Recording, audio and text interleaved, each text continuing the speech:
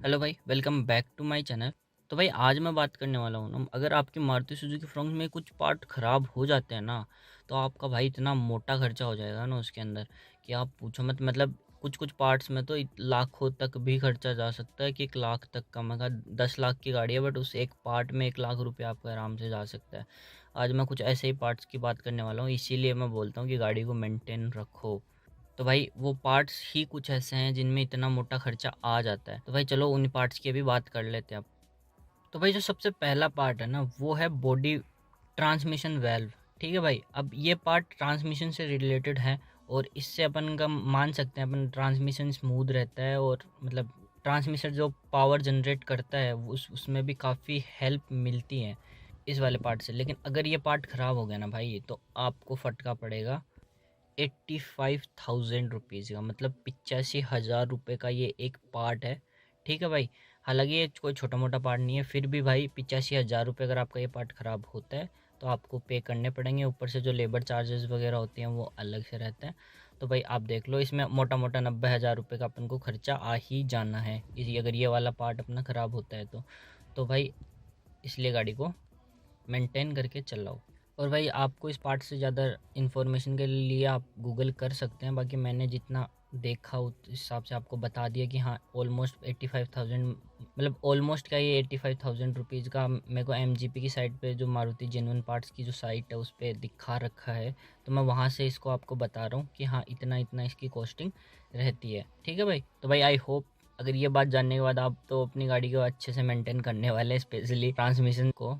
और भाई जो सेकंड जो पार्ट है ना, जो महंगा है, वो है भाई इसका इंजन हेड। अब भाई वो तो सबको पता है, इंजन का एक पार्ट है तो वो तो ऑब्वियस बात है महंगा होने वाला है। अब वो कितना महंगा होने वाला है वो मैं आपको बता दूं। तो भाई अगर आपका इस गाड़ी का हेड ख़राब होता है या कुछ भी होता है, तो आपको उस हेड के जो प्राइस पे करना होगा वो है 28,000 रुपीज़। ओके भाई, 28,000 रुपये आपको उसके पे करने पड़ेंगे। ऊपर से जो भी भाई आपके लेबर चार्ज लगते हैं, भाई पता नहीं कितना है, वो मारुति पे डिपेंड करता है कितने क्या लेबर चार्जेस है।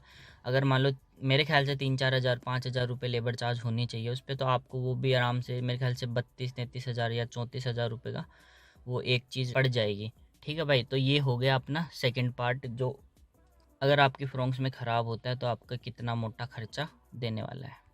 एंड भाई जो थर्ड पार्ट है ना, जो कि अगर ख़राब होता है तो आपको मोटा खर्चा देगा, वो है इसका कंप्रेशर। तो भाई मैंने अपने एक वीडियो में बताया था कि गाड़ी को हमेशा, जिसका एसी है उसको टेम्परेचर हमेशा 20 से 20 तक ही चलाओ।